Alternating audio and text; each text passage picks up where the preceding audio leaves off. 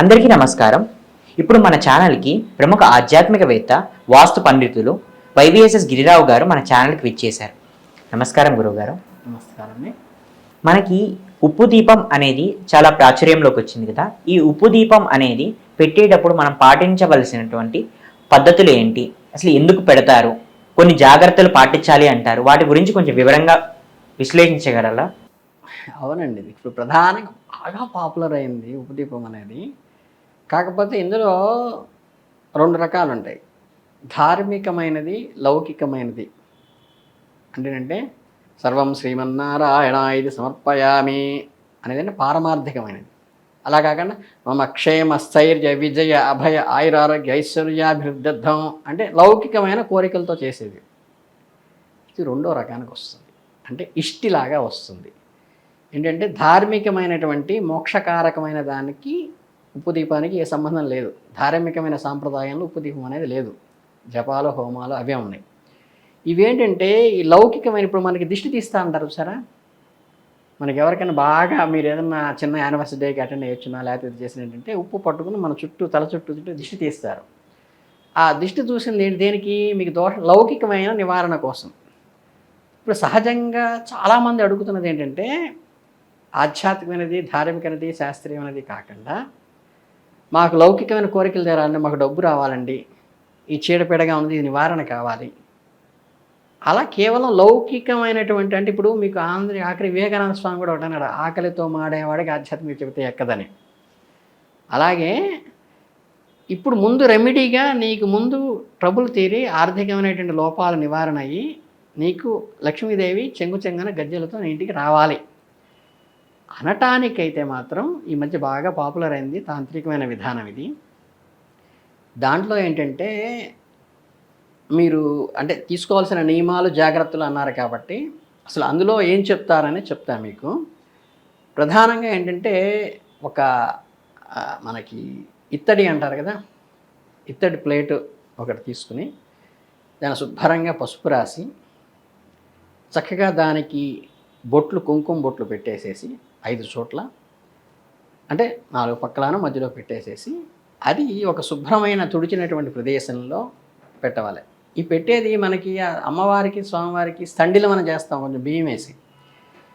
అలాగే అప్పుడు చేసేటప్పుడు స్నానం చేసి శుచిగా శుభ్రంగా ఉండి ఒక చోట మనం శుద్ధి చేసి పెడతాం. మన వినాయక స్వామి కానీ వరలక్ష్మి వ్రతం చేసేటప్పుడు అది ధార్మికమైనది. ఇది వ్యావహారికంలో ఏంటంటే దీనికి కూడా అలాగే స్థల శుద్ధి చేసి చక్కగా సాంప్రదాయమైన వస్త్రాలు కట్టుకుని శుచిగా స్నానం చేసి నుదుటిన బొట్టు పెట్టుకుని, ఆడవాళ్ళకి సౌభాగ్య చిహ్నం ఏమిటంటే ఇక్కడ బొట్టు కాదండి, పాపిడి విడలో పెట్టుకునే బొట్టే సౌభాగ్య చిహ్నము, పెళ్ళయిన తర్వాత వచ్చేది ఇది మాత్రమే, ఇది కాదు, వెళ్ళిపోయిన తర్వాత కూడా వెళ్ళిపోయేది ఇది మాత్రమే. సో ఏంటంటే మీరు సాంప్రదాయమైన వస్త్రాలు కట్టుకుని, అది కూడా ఈ సిల్క్ శారీస్ అవి కాకుండా మనకి ఈ మూత కంటి మధ్య కాటన్ అంటారు కదా, ఈ కాటన్ రకంగా ఉన్నటువంటి దాంతో శారీ కట్టుకుని చక్కగా పాపిడి బిళ్ళలో బొట్టు పెట్టుకుని చక్కగా అక్కడ శుచిగా శుభ్రం చేసిన తర్వాత ఆ ప్లేటు అక్కడ సెండల మీద పెట్టి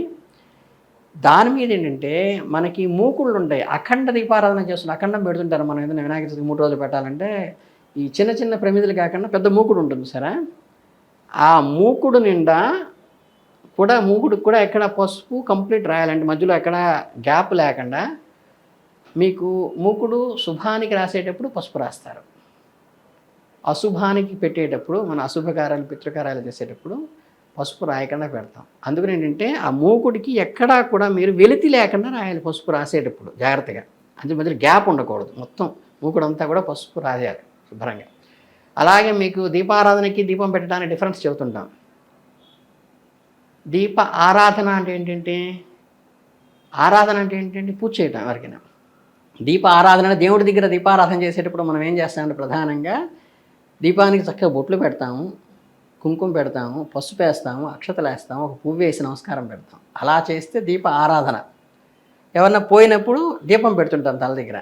అక్కడ దీపం అంటే ఒత్తి నూనె వెలుగు ఉంటుంది తప్పితే అక్కడ పసుపు రాయటం కానీ, కుంకుమ వేయటం కానీ, దాని మీద బొట్టు పెట్టడం కానీ, దాని మీద పుష్పాలు వేయటం కానీ ఆరాధన అనేది ఉండదు. దీప ఆరాధనకి దీపానికి ఎలా డిఫరెన్సో ఆ దోషం రాకుండా ఉండటం కోసం దీనికి ఏంటంటే పూర్తిగా మూకుడు ఎంటీ లేకుండా పూర్తిగా పసుపు అంటే అంటే మనకి పవిత్రమైనదిగా చేయాలి. దాన్ని చేసి దాని మీద ప్లేట్లో సెంటర్లో పెట్టుకోవాలి, కుదురుగా ఉన్న.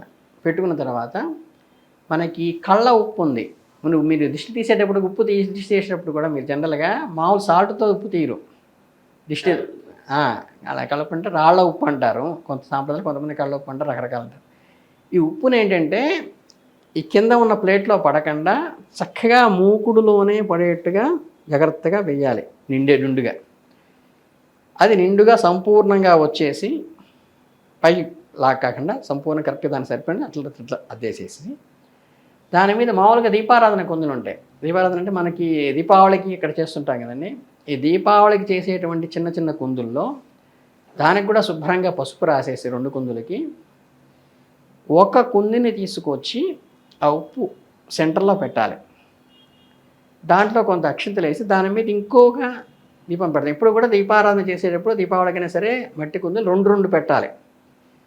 అందుకని ఒకదాని మీద ఒక కుందు వేసి దాంట్లో నువ్వుల నూనె పోసి కింద దాంట్లో అక్షతలు వేసి దాని మీద ఇంకో కుంది పెట్టి చిన్న కుంది దాని మీద దీపారాధన నువ్వుల నూనె వేసి దాంట్లో పత్తి 2 ఒత్తులు చేసి ధార్మికమైన పెట్టేటప్పుడు సాధ్యం త్రివర్తి సంయుక్త 3 ఒత్తులు చేస్తాం. ఇక్కడ 2 ఒత్తులు చేస్తాం అన్నమాట. చేసి అక్కడ పెట్టేసేసి దాన్ని దీపం వెలిగిస్తాం. ఇందులో మీకు అలక్ష్మి నివారణకి బాగా ఉపయోగపడుతుంది శాస్త్రంగా. అలక్ష్మి నివారణకి ఏంటి? ఉప్పు కారకత్వం, దానికి నువ్వుల నూనె కారకత్వం, పత్తి కారకత్వం. ఈ 3 కూడా అక్కడ వేయించేస్తున్నాం. పత్తిని వేయించేస్తున్నాం, నువ్వుల నూనె వైబ్రేట్ అయిపోతుంది వెలిగించిన తర్వాత. ఉప్పును కూడా మనం ఏంటంటే అయిన తర్వాత తీసుకెళ్ళి మొక్కల్లో అక్కడ చల్లేస్తాం. అది మొక్కలకి హెల్తీగా ఉపయోగపడుతుంది బాటనీ ప్రకారం, ప్లస్ దీనికి కూడా ఉపయోగపడుతుంది. ఇవన్నీ ఏంటంటే ఆగ్నేయములు చేస్తారు. మనకి దైవారాధనలో ఎక్కడ చేస్తాము? ఈశాన్యంలో చేస్తాము. ధార్మికమైన పూజలకి ఈశాన్యంలో చేస్తాము. ఇది తాంత్రికమైనది లౌకికమైన కోరికలు తీరడానికి, లక్ష్మీ ఆవాసం కోసం, మనకు లౌకికమైన కోరిక తీరడానికి చేస్తాం కాబట్టి ఇది అలక్ష్మి నివారణ కోసం ఆగ్నేయముల్లో చేస్తాము. కింద ప్లేట్ పెడతాము, దాని మీద పెద్ద మూకుడు పెడతాము, ఆ మూకుడు నిండా పసుపు రాస్తాము పూర్తిగా, దాని మీద పూర్తిగా కళ్ళుప్పు వేస్తాము, దాని మీద మధ్యలో చిన్న మూకుడు పెడతాం, దాంట్లో అక్షంతలు వేస్తాం, దాని మీద ఇంకో మూకుడు పెడతాం, దాంట్లో నువ్వుల నూనె వేస్తాం, దాంట్లో పత్తి 2 ఒత్తులు వేస్తాం, దాన్ని వెలిగిస్తాం. ఇది మీరు ప్రతి శుక్రవారం చేసుకుంటే లక్ష్మీదేవి అనుగ్రహం కలుగుతుంది, అలక్ష్మి నివారణ అవుతుంది. లక్ష్మీదేవి అనుగ్రహం కలగాలంటే 1000 ఒకటి వెళ్తే ఒకటి వస్తుంది. రాజుగారు పెద్దవారు మంచిది అన్నట్టుగా ఏంటంటే అలక్ష్మి నివారణ అవుతుంది దీనివల్ల. అలక్ష్మి నివారణ జరగటమే లక్ష్మీదేవి ఆగమనం అవుతుంది. అందులోని తాంత్రికమైనటువంటి విషయం అదనమాట. అందుకని దీనికి ఫాలో అయ్యేది ఏంటంటే ఇది లౌకికమైనది ధార్మికమైనది కాదు, ఆధ్యాత్మికమైనది ఈశాన్యంలో పెడతాము, 3 ఒత్తులు వేసి పెడతాము, ఇది ఆగ్నేయ మూల పెడతాం. అలక్ష్మి నివారణకి మాత్రమే చేస్తాము. మనకి లక్ష్మీ అనుగ్రహం కలగాలని అలక్ష్మి నివారణ చేసుకోవడం కోసం ఉప్పు దీపం పెడతాము. పై మూకుడు మళ్ళీ తర్వాతైనా వాడుకోవచ్చు మీరు, పైన 2 దీపారాధనవి. మీ కింద ఉప్పు పాత్ర మాత్రం ఉప్పు దీపానికే వాడతాము. అవి వారానికి ఒకసారి పెట్టుకోవచ్చు, రోజు పెట్టుకునేట్టయినా చేసుకోవచ్చు. పై దీపాలు కడుక్కుంటూ ఉప్పు అది మార్చుకుంటూ. అర్థమైందా? ఈ ఉప్పుని అందరి చోట వెదజల్లుతాం, బయట మొక్కల్లో కానీ ఎక్కడైనా బావులు తొక్కని చోట వేస్తాం.